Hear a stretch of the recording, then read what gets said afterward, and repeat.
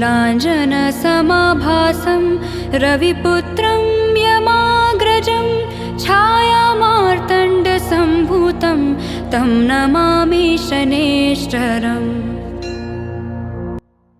Sur la connaissance de la loi du karma. Dans la philosophie hindoue, le karma et la réincarnation sont des piliers importants. Pour commencer, voici la définition du karma. La racine sanskrite de ces mots signifie faire. Mais il ne s'agit pas seulement de ce que nous faisons sur les plans physiques. Les écritures hindoues nous disent que nous avons 5 corps. Le corps physique, le corps du prana, la couche d'air vital, le corps mental et émotionnel, le corps intellectuel, mental supérieur, et le corps causal. Nous sommes les fruits de tous ces 5 corps, de sorte que tout ce qui est accompli par l'intermédiaire de ces corps crée du karma. Tout ce qui est accompli par l'un de ces corps a la capacité de produire une conséquence karmique.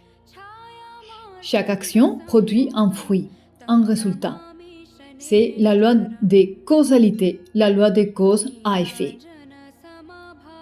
Dans le monde du karma, nous ne sommes pas en mesure de voir les liens entre les causes et les effets, car ils ne sont pas immédiatement visibles. Mais il est certain que chaque action est l'effet d'une cause. Chaque action a un effet, même si nous ne pouvons pas déterminer la cause de l'effet.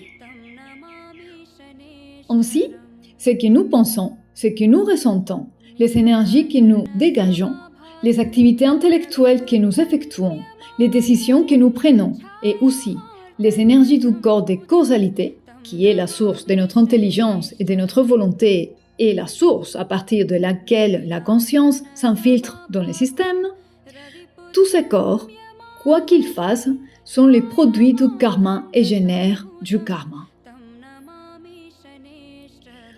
Lorsque nous prenons connaissance de tous ces éléments, nous pouvons commencer à réfléchir au karma positif que nous produisons chaque jour. Il se peut que nous fassions des choses correctes avec nos mains et nos pieds, mais que nous ayons de mauvaises pensées à l'égard de quelqu'un, ou que nous faisions du mal à quelqu'un mentalement, et que nous irradions de l'énergie négative, laquelle, soit dit en passant, peut être ressentie par les autres autour, même s'il s'agit d'une action normalement correcte. Dans ces cas, il s'agit d'un karma négatif. Dans ces cas, notre intelligence et notre prise de décision ne sont peut-être pas au service du bien-être général, du bien de tous, et cela crée aussi du karma négatif. Ainsi, il se peut que nous produisons du karma positif à un niveau particulier et du karma négatif à un autre niveau en même temps.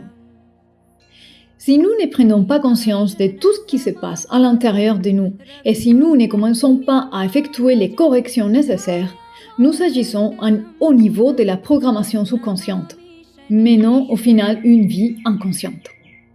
C'est pourquoi nous avons peut-être l'impression que toute notre vie, nous avons fait que du bien, mais nous avons produit aussi une quantité considérable de négativité dont nous sommes inconscients. C'est pourquoi les conséquences karmiques seront mixtes. Si le karma est pur, les résultats karmiques seront purs. Si le karma est uniquement positif, les résultats seront uniquement positifs. Si le karma est mixte, les résultats seront également mixtes.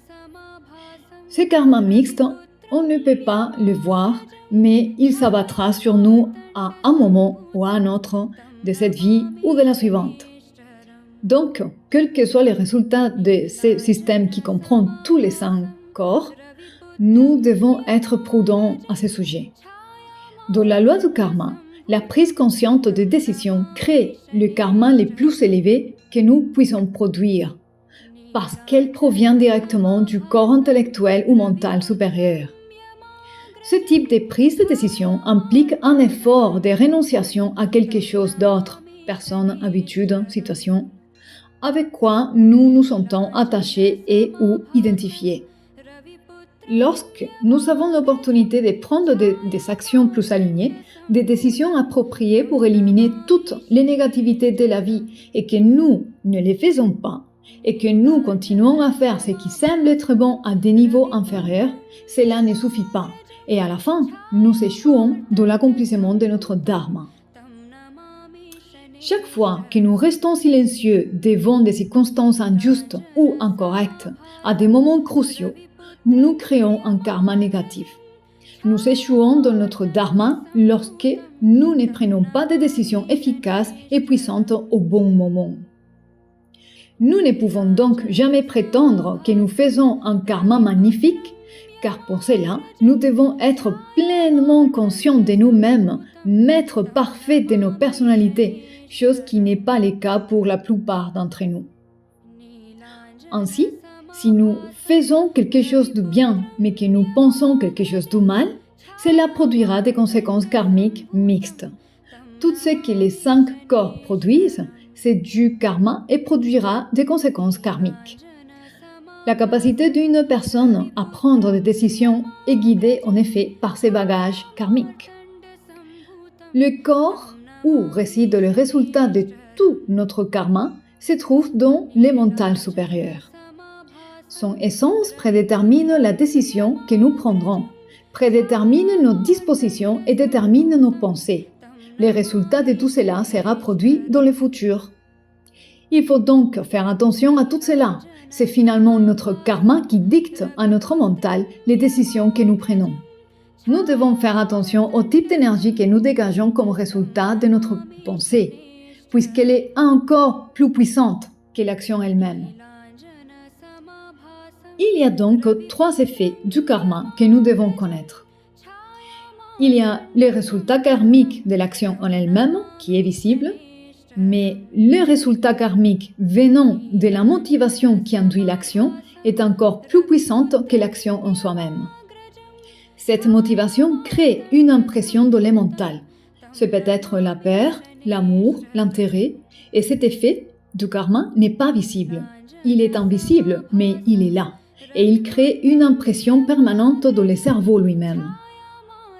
C'est pourquoi, dans les écritures sacrées comme la Bhagavad Gita, insiste autant sur les bons motifs.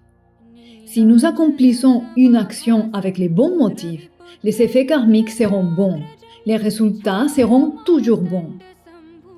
Chaque karma produit des impressions dans le mental.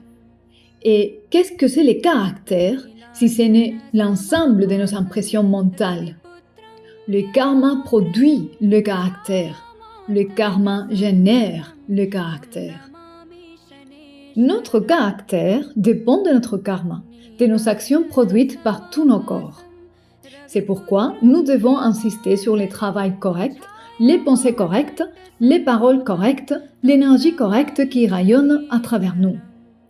Si cela est fait, automatiquement, toutes les bonnes impressions créées, l'ensemble de notre dette, leur quantité totale est ce que l'on appelle le caractère.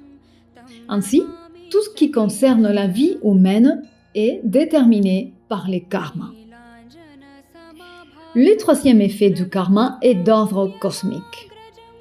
Cela signifie que chaque action accomplie produit un certain fruit cosmique qui n'est pas visible, mais qui réside quelque part, accumulé dans la banque d'informations karmiques, dans les mains du divin, et qui nous reviendra à un moment donné sans que personne ne puisse dire quand. Qu'il soit bon ou mauvais, il nous reviendra. C'est ce karma qui décide de ce que l'on appelle le destin. Si une personne rencontre continuellement le bien et le positif dans sa vie, c'est qu'elle a un bagage karmique très positif. Si une personne rencontre continuellement des choses négatives, c'est qu'elle a un bagage karmique négatif. En Inde, on dit que le karma est la force que nous mettons en mouvement et qui nous revient, l'effet cosmique du karma, le 3e effet. Nous ne pouvons voir ces karmas cosmiques, mais nous pouvons les ressentir dans notre vie. Dans les premières années de l'enfance, toutes les circonstances sont déterminées par les karmas des vies antérieures. C'est pourquoi nous devons prêter attention à ces karmas cosmiques, car il déterminera notre prochaine vie. La force que nous lèverons finalement va vers le divin, réside avec le divin, et à un moment donné, il rend à chaque âme ce que cette âme a libéré. Cette force, dans toute sa puissance, nous reviendra et nous affectera à un moment donné, exactement dans la mesure où nous l'avons libérée. C'est pourquoi nous devons faire attention à nos actions de chaque jour, et pas seulement les actions, mais aussi les pensées, les émotions, notre pouvoir général et notre disposition. Tout cela est karma et sera karma. Rappelons-nous, le karma est physique, mental et cosmique, et la force que nous avons libérée nous reviendra. Tout ce que nous avons ici aujourd'hui est notre karma actuel. Alors, assurons-nous qu'il est conscient, qu'il est bénin, qu'il apporte du bien aux autres, qu'il est désintéressé. C'est sur cela que nous pouvons travailler. Aussi, se concentrer sur l'avenir que nous voulons construire et sur les karmas que nous créons à chaque instant pour cela. Il existe un moyen de surmonter les anciens karmas négatifs par des actions présentes. La charité avec différentes graduations. 1. Nourrir les autres génère un grand mérite et de bons résultats karmiques. 2. Apprendre à quelqu'un à cuisiner, à cultiver ses propres légumes, cela a aussi de grands effets positifs karmiques. 3. Donner des connaissances spirituelles permet d'échapper à toutes les misères matérielles ou aux misères de l'existence matérielle. Cela a un résultat bénéfique encore supérieur dans la loi du karma. Austérité dans la vie. Tout ce que nous avons, nous l'avons reçu. Nous n'en sommes pas propriétaires. Toutes les bonnes choses faites pour contrebalancer le karma négatif provenant du passé sont désormais enregistrées et viennent équilibrer notre compte karmique. Nous devons veiller à rendre à la vie plus que ce que nous lui avons pris. Cela nous donnera un équilibre karmique très positif. Si nous prenons plus que ce que nous donnons, cela créera un karma négatif à notre insu. Sur les différents types de karma, il y a le capital karmique, c'est la somme totale du karma venant des incarnations précédentes. C'est le capital de karma que nous possédons, les karmas que nous avons accumulés. On a aussi la tranche karmique pour la vie actuelle. Cela veut dire que dans la vie présente, une tranche de cette somme du karma nous est donnée pour que nous la gérions. Ce karma nous accompagne dans cette vie, décidant de presque tout dans nos premières années de vie. Nos parents, les lieux et les conditions de notre naissance et la façon dont nous progressons dans notre enfance. La culture, l'éducation et l'environnement que nous recevons, les capacités d'apprentissage que nous avons. Cela affectera les événements futurs comme les carrières que nous avons choisies, les emplois que nous occuperons, et les interactions et les relations et plus encore, les mariages, les enfants et la mort.